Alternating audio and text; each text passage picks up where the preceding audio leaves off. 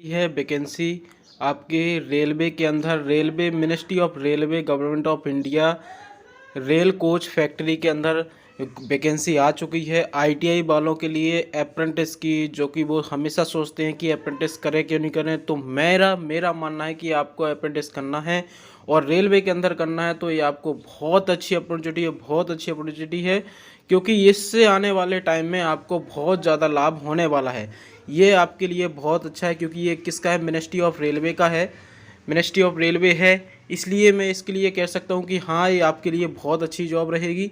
और देखिए official letter है, इसके इंडिया के अंदर है, तो और रेलवे की ही जॉब है। बस रेलवे में यहाँ पे क्या रहता है कि online application are invited to the, इसमें लिखा है invited to the engagement of 550 vacancy के लिए act of apprenticeship for the impacting training of technical training centre rail coach. और ये रहा आपका जहाँ पे है कपूरथला में है, कपूरथला, ये है Kapurthala rail coach factory Kapurthala के अंदर ये अप्रेंटिस कराई जाएगी आपको। अकॉर्डिंग टू 1961वें एक्ट के अकॉर्डिंग आपको जो भी इसकी सुविधाएं हैं और जो भी आपको स्टाइपेंड मिलने वाला है वो मिलने वाला है। इसकी जो डेट है वो स्टार्ट हो चुकी है, फॉर्म भर रहे हैं, लास्ट डेट बहुत ही नज़दीक है, वो 9 तारीख चौथा महीना, मतलब अप्रैल में 9 तारीख तक आप भर सकते हो। रात में 12 बजे के पहले पहले इसको भरना है। जिसको तो फिल कर सकता हो, जिसको नहीं भरना है वो अपने दोस्तों, अपने भाई, अपने जो भी उनको लगता है कि इनको बताना चाहिए, जिनको जॉब की नीड है और वो आगे बढ़ना चाहते हैं। तो मेरा मानना है कि यह जॉब आपके लिए बहुत ही अच्छी होने वाली है, क्योंकि आने वाले टाइम में इसमें बहुत ज़्यादा आपको इसका बेनिफिट मिलेगा, कहीं ना कहीं एग्ज़ाम में इसके बहुत ज़्यादा आपको छूट मिलेगी। और एक अच्छी संस्था है कपूरथला रेलवे की सेक्टर है, और बहुत अच्छी चीज़ों को सीखने को लिए मिलेगा।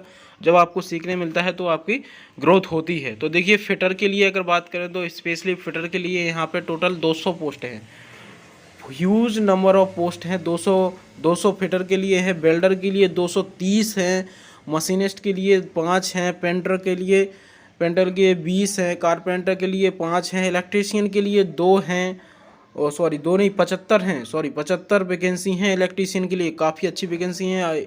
एसी और एसी के लिए एसी और रेफ्रिजरेशन मशीन के लिए भी 15 हैं। चलो बढ़िया है, बहुत अच्छी बात है, बहुत अच्छी बात है। अब इतनी सारी वैकेंसी मिली हैं, बढ़िया बात है। इस टाइम पे, इस टाइम के लिए तो बहुत अच्छी बात है कि आपको आईटीआई के जस्ट बाद ये कोर्स करने को मिल रहा है, बहुत बढ़िया बात है।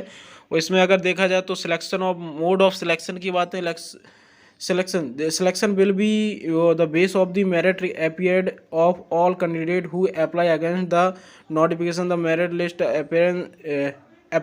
prepared for the purpose on the basis of percentage of mark in the matricular and with 50% aggregate plus ITI mark in the trade in the apprentice to is to be done with the panel will be on the basis of the simple average mark on the matricular and ITI. मतलब इनका कहना ये है कि आपके जो number रहेंगे, जहाँ से आपकी मेरिट बनेगी, मेरिट के लिए आपको अगर जो सिलेक्ट होते हो, मेरिट के लिए अगर आप सिलेक्ट होते हो तो आपको आईटीआई के नंबर आपके और प्लस 10th के नंबर आपके दोनों को ऐड करके और परसेंटेज बनाया जाएगा पैनल के द्वारा। तो उसके द्वारा ही आपका जो मेरिट बनेगा उसी के द्वारा आपको सिलेक्ट किया जाएगा, उसी के द्वारा आपको सिलेक्ट किया जाएगा। आपको उस किसके द्वारा सेलेक्ट किया जाएगा, आपके जो नंबर है आईटीआई के जो भी नंबर रहेंगे उन्हीं के द्वारा सेलेक्ट किया। इसलिए मैं बोलता हूँ आईटीआई कॉलेज में हमेशा कि आप अपने शांति से अपना काम करें, अपनी पढ़ाई करें और अपने नंबर पे याद रहें। देखो इस तरीके से अधिकतर आपको जहाँ भी अप्रेंटिस मिलेगी वहाँ पे आपको फाइनल मेरिट ही आपको सिलेक्ट की जाएगी। देखो फाइनल मेरिट जो बनती है वो नंबर से बनती है, ठीक है। आगे और देख लेते हैं इसमें और क्या है, कैसे अप्लाई करना है, कहाँ से अप्लाई करना है। तो सबसे पहले देखें तो कैंडिडेट फाइनली इनलिस्टेड तो सब्जेक्ट तो ये सब वही लिखे हैं, इनकी ज़रूरत नहीं है। आगे देखिए ऑनलाइन एप्लीकेशन, जैसे यहाँ लिखा है सबसे पहले के चौथे नंबर पे during submission of the online application register number will be issue to be each applicant candidate to advise the preserve note the registration. मतलब जिस नंबर से आप रजिस्ट्रेशन करते हो उसको हमेशा अपने साथ रखें, मोबाइल नंबर को, ठीक है। तो आगे मैं इसका वो भी बता दूंगा कि कैसे इनको अप्लाई करना है, अप्लाई पोर्टल पे जाके बता दूंगा ऑफिशियल लेटर से। और इसमें देखो candidate the should be have the come 15 year aggregate, देखो 15 साल मिनिमम हो और 15 साल आपका मिनिमम हो और मैक्सिमम 24 ईयर। देखो मैंने उस दिन भी बताया था अप्रेंटिस जब वीडियो आई थी तो उसमें बताया था कि इसमें एज का बहुत फैक्टर रहता है, तो 24 साल तक के बच्चों को इसमें लिया जाएगा, 15 से 24 साल तक। और इसमें आपकी कोई भी डिसेबिलिटी नहीं चलेगी, जैसे person with the disable upper the limit of relaxation, हाँ जो मतलब चल भी जाएगी, क्योंकि जिसको जो डिसेबल है, मतलब जिसमें कोई भी डिसेबिलिटी है, मतलब विकलांगता है, उसको 10 साल का क्या रहेगा, रिलैक्सेशन भी दिया जाएगा। SC ST के लिए भी 5 साल का रिलैक्सेशन दिया जाएगा, OBC के लिए भी 3 साल का रिलैक्सेशन। अगर 24 साल है तो 3 साल का आपको मिल जाएगा रिलैक्सेशन, 24 साल और 3 कितना हो गया, 27 साल आपकी अगर एज है तो अब भी आप कंसीडर कर लिए जाओगे। यदि आपकी SC ST है, आपकी SC ST में आते हो तो आपको 5 साल उसमें जोड़ लो अपनी एज के साथ और आपको उसमें रिलैक्सेशन मिल जाएगा। ठीक है, तो एज रिलैक्सेशन हो गया और बाकी चीज़ें ज़रूरत नहीं है। आगे देख लेते फिजिकल में वही कि कोई डिसेबिलिटी नहीं होनी चाहिए ज़्यादा और आंखों की रोशनी वगैरह पर्याप्त होनी चाहिए, ये सब हो गया।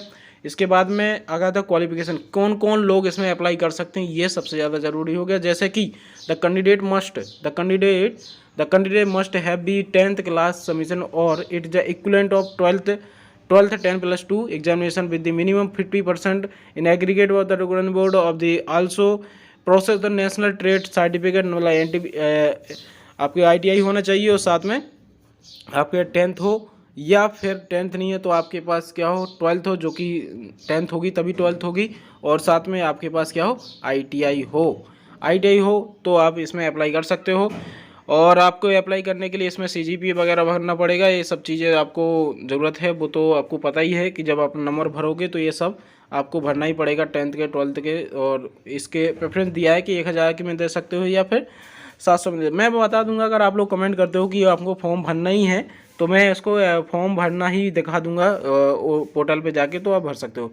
पेमेंट मोड जो रहेगा ऑनलाइन रहेगा, 100 रुपये इसकी फ़ीस रहेगी, ज़्यादा कोई फ़ीस नहीं है, इतना तो आप लोग ऐसे ही उड़ा देते हो उधर से उधर, तो आप 100 रुपये मुझे लगता है भरना चाहिए, अच्छी वैकेंसी है, जिससे आपको एक एक्सपीरियंस मिलेगा कि हाँ कैसा क्या है, तो आपको भरना चाहिए फॉर्म।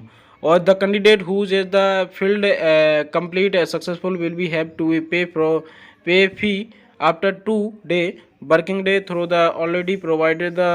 अब ये कह रहे हैं कि अगर आपका पेमेंट हो जाता है और आपको अपना प्रिंट आउट नहीं मिलता है तो आपको 2 बिजनेस डे के लिए रुकना पड़ेगा, तो हो जाएगा आपको। ठीक है, और बाद में तो SBI कलेक्ट हो जाएगा। इसके बाद में आपको SC ST OBC और PWD के लिए जो भी कैंडिडेट हैं वो अप्लाई कर सकते हैं। इसके बाद अगर देखा जाए तो हाउ टू अप्लाई, तो आप ऑनलाइन मोड से, ये इसकी ऑफिशियल साइट है, आप सब लोग इससे भर सकते हो, जैसे कि www.rcfindianrailways.government.in से आप इसमें अप्लाई कर सकते हो। इसके बाद में अगर देखा जाए तो ऑनलाइन मोड से इसको फिल कर सकते हो। आपको इसमें चाहिए होगा, जैसे कि आप में इसमें फ़ोटो भी आपको चाहिए होगा, फ़ोटो साइन कॉपी ये सब कुछ चाहिए होगा, जगह आप पढ़ लीजिए इसमें कैसे चाहिए, और मैं इसको स्पेशली वीडियो बना दूंगा जैसे अप्लाई करना है। तो इसमें देखो यहाँ पे आपकी फ़ोटो का जो होना चाहिए, आप मोबाइल से ही भर सकते हो, 20 से 70 KB की आपका फ़ोटो सिग्नेचर होना चाहिए। ठीक है, ये JPG फॉर्मेट में होना चाहिए, इसमें भी लिखा है, और ये सब अपने मोबाइल से भर सकते हो। सिग्नेचर के लिए देखो तो 20 से 30 KB का सिग्नेचर आपके पास होना चाहिए। और लास्ट डेट की अगर बात करें, लास्ट डेट आपको देखो मैंने पहले ही बता दिया कि 9 तारीख 4वां महीना 2024 आपकी ये लास्ट डेट होने वाली। इसकी स्टाइपेंड की अगर बात करें तो स्टाइपेंड की अगर बात करें सबसे पहले रेलवे, तो as per the extern rule of directorate issue by the railway board for the time to time, मतलब रेलवे के द्वारा जो टाइम टू टाइम बॉन्ड और जो सैलरी स्टाइपेंड दिया जाता है वो सैलरी दी जाएगी आपको। इसमें दिखा है कि no hostel accommodation will be provided and selected candidate will have to make their own arrangement during their training as per the apprentice act 1961 and they are the released of the completion of the training. मतलब इनका कहना है कि आपको कोई भी hostel नहीं दिया जाएगा, no hostel no accommodation. Accommodation का मतलब होता है आपको किसी प्रकार का अकोमोडेशन नहीं दिया जाएगा। अकोमोडेशन का मतलब होता है ना ही रूम दिया जाएगा ना ही कुछ दिया जाएगा, आपको खुद से ही। यहाँ पे लिखा है ओवन अरेंजमेंट का मतलब होता है, ओवन अरेंजमेंट का मतलब होता है कि आपको खुद से अरेंजमेंट करना पड़ेगा, ये कहता है रूल ऑफ 1961। तो यही बस इसमें है कि आपको खुद से अपना रूम लेके रहना पड़ेगा वहाँ पे, और आपको ट्रेनिंग करनी पड़ेगी। और इसके बाद में अगर देखा जाए तो इसमें arrange agreement of the training, आपको एग्रीमेंट करना पड़ेगा कि before a commencement of the apprentice training in the designed trade, मतलब जो भी है उसको माइनर और मेजर जो भी प्रॉब्लम आती हैं आपको इसमें आपको एग्रीमेंट करना पड़ेगा। और साथ में मेडिकल फिटनेस आपकी इस तरीके से होना चाहिए इस रोल के, वो तो सबको अधिकतर होती है, इसका कोई प्रॉब्लम नहीं है। हेल्प डेस्क में आप जाके कोई भी क्वेश्चन कर सकते हो, मैसेज कर सकते हो, मेल कर सकते हो, ये हेल्प डेस्क इसलिए दी गई है यहाँ से। इसके बाद में अगर देखा जाए तो इम्पोर्टेंट इंस्ट्रक्शन है, जो कि सबसे पहले यही को देख लेते हैं कि इसमें ये लिखा है कि imparting the training in a railways will not be confer any right to candidate for their absorbed in the railway after a successful completion of the training। मतलब ट्रेनिंग कंप्लीट होने के बाद कोई भी कैंडिडेट यह जाके यह शिकायत नहीं कर सकता है या फिर ब्लेम नहीं कर सकता है कि हमको रेलवे में लिया जाए, हमको रेलवे में एक परमानेंट जॉब दिया जाए, ये नहीं कह सकता है। आने वाले टाइम पे देखो, इसमें ऐसा तो आप डायरेक्ट जाके अपनी होने के बाद ये तो नहीं बोलोगे कि हमें जॉब दे दो, नहीं, ऐसा नहीं।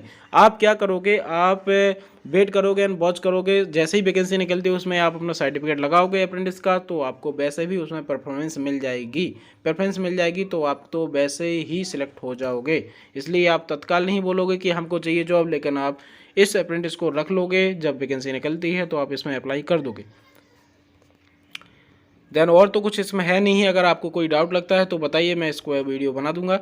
बाकी ओके, ठीक है, तो आप अपने दोस्तों के साथ इसको शेयर कर दीजिए ताकि वो सबको इसको बारे में पता चले। और जो भी जानकारी चाहिए किसी को भी तो इसमें कमेंट कर देना, तो मैं इस पर ऊपर वीडियो बना दूंगा और मैं रिप्लाई भी दे दूंगा, ठीक है। और जो भी समझ में नहीं आता है पूरा नोटिस मैं डाउनलोड के लिए डाल दूंगा इसमें डिस्क्रिप्शन बॉक्स में, तो आप वहाँ से डाउनलोड करके पढ़ लीजिए, और जो भी समझ में नहीं आता तो पूछ लेना, ठीक है। और दोस्तों के साथ शेयर कर दो ताकि सब लोग देख लें।